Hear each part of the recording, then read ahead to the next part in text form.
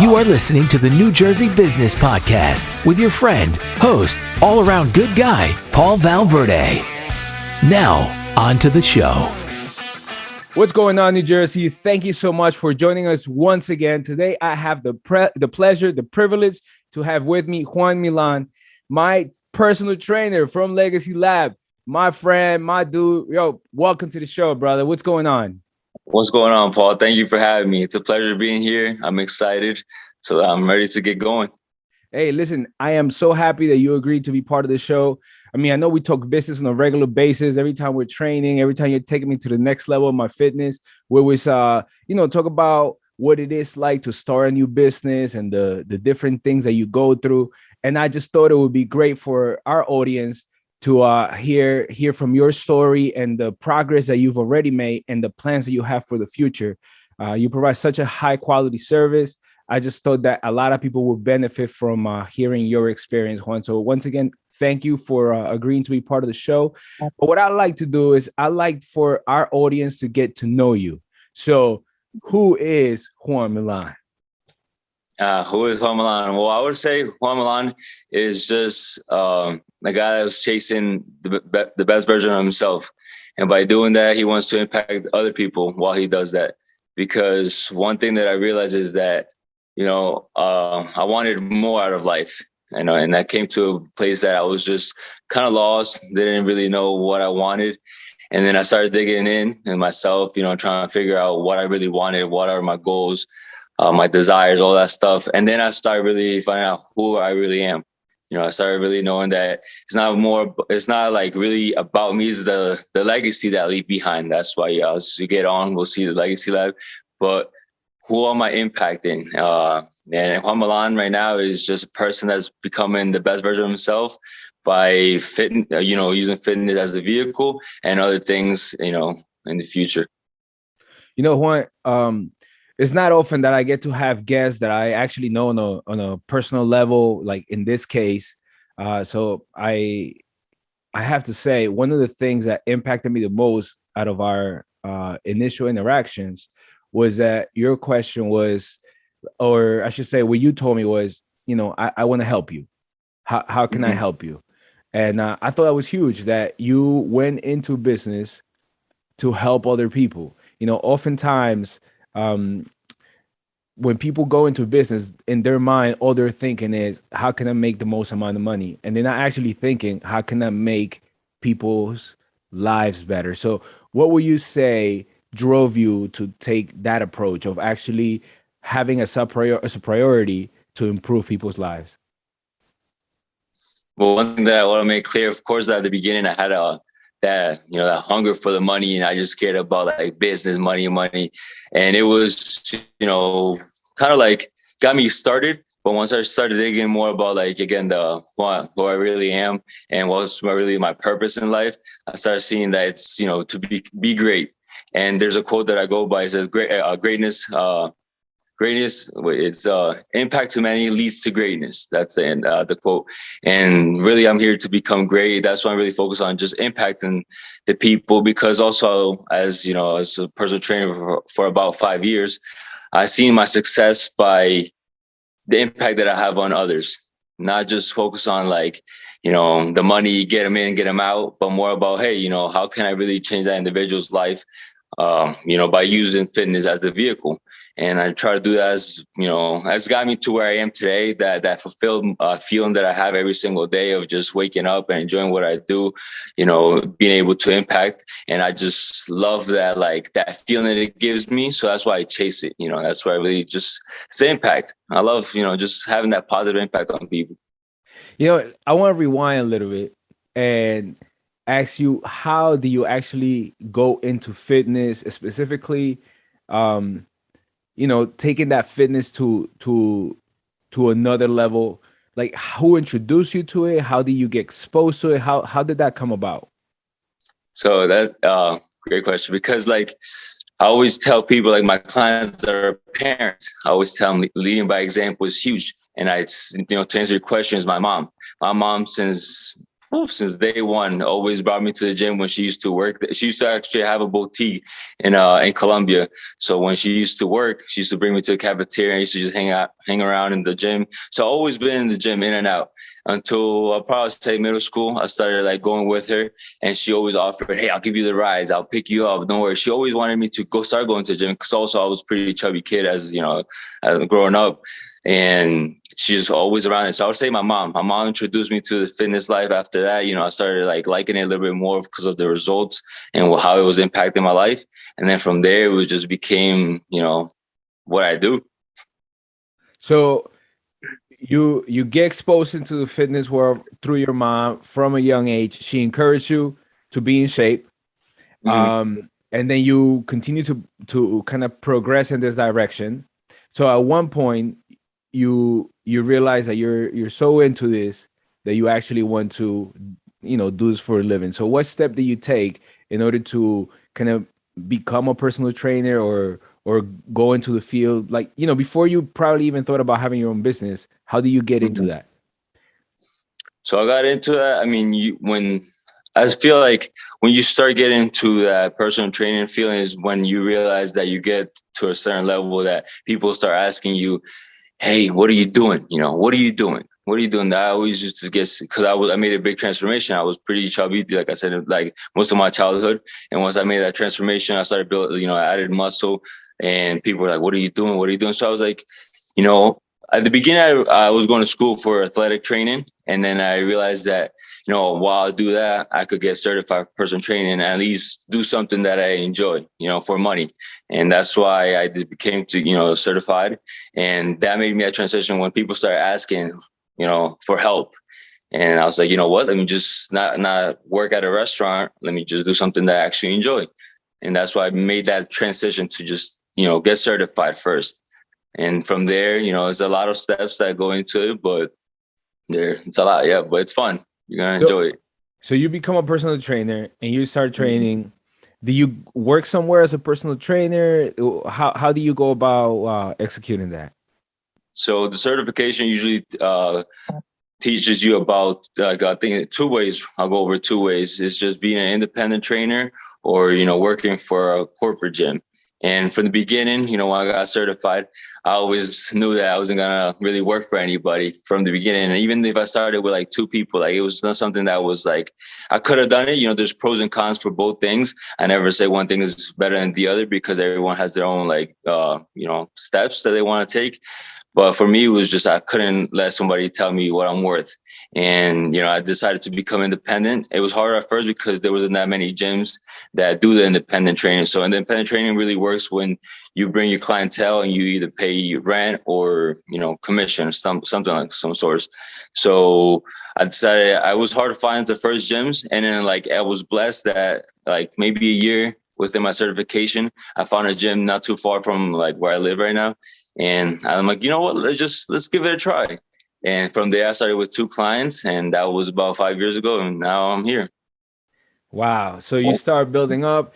Now, when you were on that state, like in that phase of your life, right?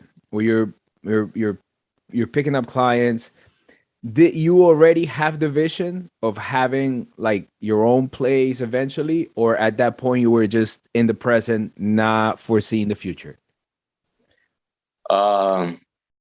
If you ask what am I have clients that have been with me since I first started, since that the story I'm telling you, since I first started. And they always I wouldn't say at the beginning, maybe after the first year, I was thinking about owning my own place because as you see, as a trainer, you start noticing things that, you don't like.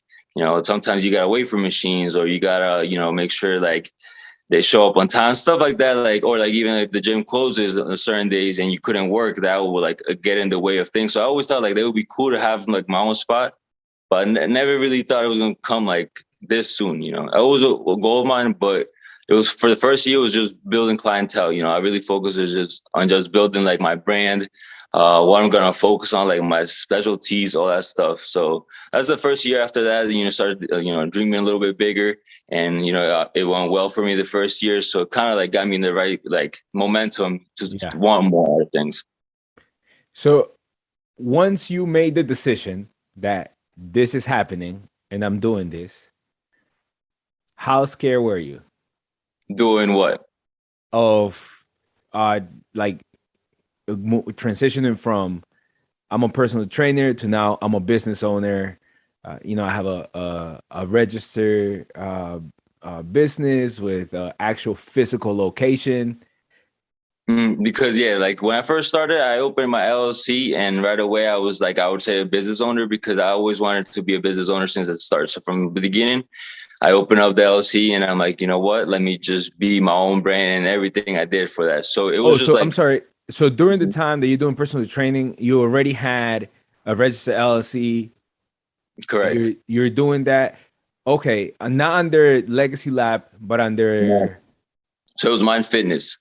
Mind Fitness. Okay. Oh, all That right. was before my sister, Roxana, she got him, we wanted to make something together. So for the first couple of years, it was Mind Fitness. And that's when I ran like the business. And I really love the business aspect of things, how to like, talk to people, the sales part, everything about that. So that's why I knew it was for me from the beginning, like as soon as I got certified, I'm like, this is my business. Let's make it to the next level. And then I opened that up. And then, to make that transition, to answer the other question, you had that risk, like what made me go from Mind Fitness to the Legacy Lab, and from like, work. Well, if you rewind a little bit, 2020 was hard for everybody, the COVID. Yeah. And, I had to take a step away from that for a couple months. I was working at a factory for about, I'll say like 3 or 4 months. And I needed to go back to my personal training. So I started training out of my garage. And then seeing that the clientele, how everybody was so like, I would say like, I don't know, they just trusted me. Like, no matter what, I was training out of my garage, and it was just, I saw like that, the whole private feeling people really enjoyed. So that risk, I always knew I wanted to take it, but it was just not the right time. It was kind Yeah. of like, it threw me off because since that pause, then I knew I wanted to take that risk, but what made me take that risk, it was just the opportunity was there. Opportunity was there, and I had to take it because this, what the next step was. So and okay, so COVID hit, that hurt every industry, right? Well, most Mm. industries across the board. It affected you as well. Um, you start things back up from your garage, right? Your people trust you to the point that like they are seeing results, their body is changing. They're like, "Hey, you want me to work in the garage? I work out in the garage. You want me to work in the cave? I'll follow you," right? Which it speaks to your leadership. And then this dream, this vision of Legacy Lab, where an actual physical location comes to fruition, right?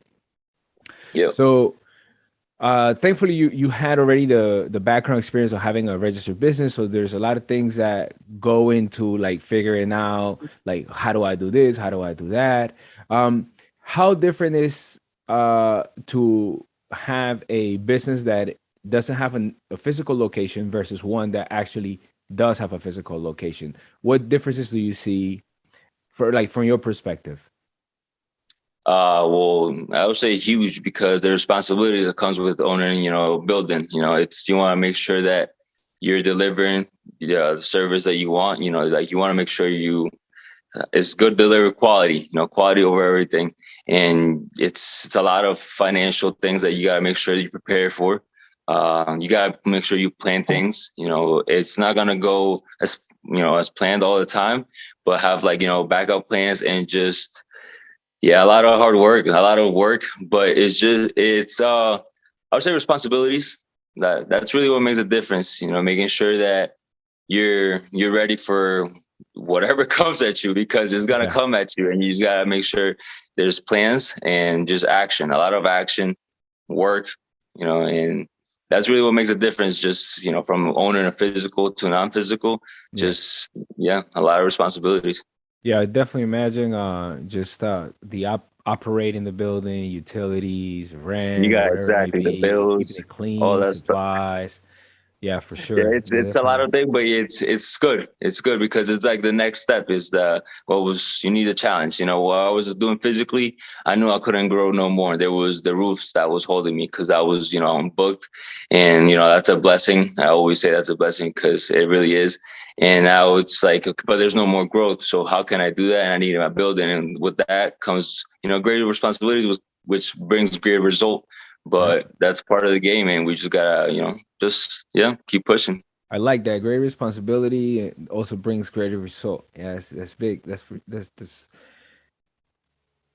now, right? This is where you are now. Hmm. What is your vision perhaps for the next few years?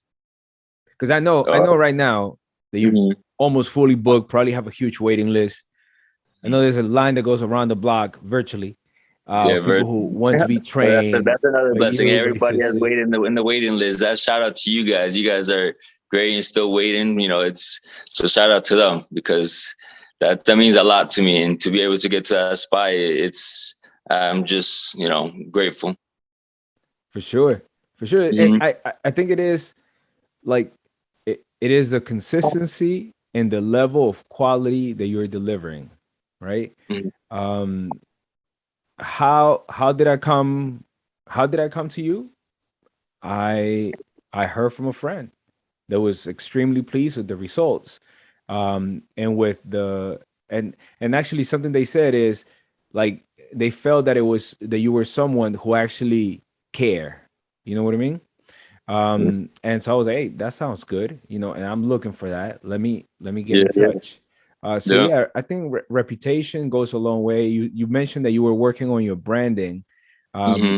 and certainly, branding is not only the image, the logo, but certainly the reputation that you make for yourself. Hmm. Um, where where do you where do you get the information that you need when you are when you reach that point that okay, I need to take things to the next level, so that I have to learn a few things? What type of resources do you use? Like, how do you find that information? So far what's worked for you? Hmm. So I mean, I refer a lot to books or you know like blogs, making sure that whoever's giving me the advice is has the result that I want. You know, because a lot Yeah. of people like to put the stuff out there. So that's the one thing I always tell people: like, make sure that that's telling you what to do has a result. If not, then it's not gonna make any common sense. That would make no sense. Like, how are you Yeah. gonna tell me what to do if you haven't achieved it yet? So I usually do books, blogs, you know, websites. There's a lot of that. Social media, you know, again, I follow people that have good background, reputation, and making sure that they, you know, not they lead by example. Everybody that leads by example, they have some sort of like idea. And of course, I don't just go off that one person. I just make sure I have a list of them and make sure something that's I could relate to, but also is different, and that way I could like learn more and do mine. So leads by example. Juan, what would you say to the people like who are in the edge thinking whether they should go for something like the services that you offer now? Like, I know a lot of people is like, like, I don't really need somebody. I don't need a personal trainer. I don't need a coach.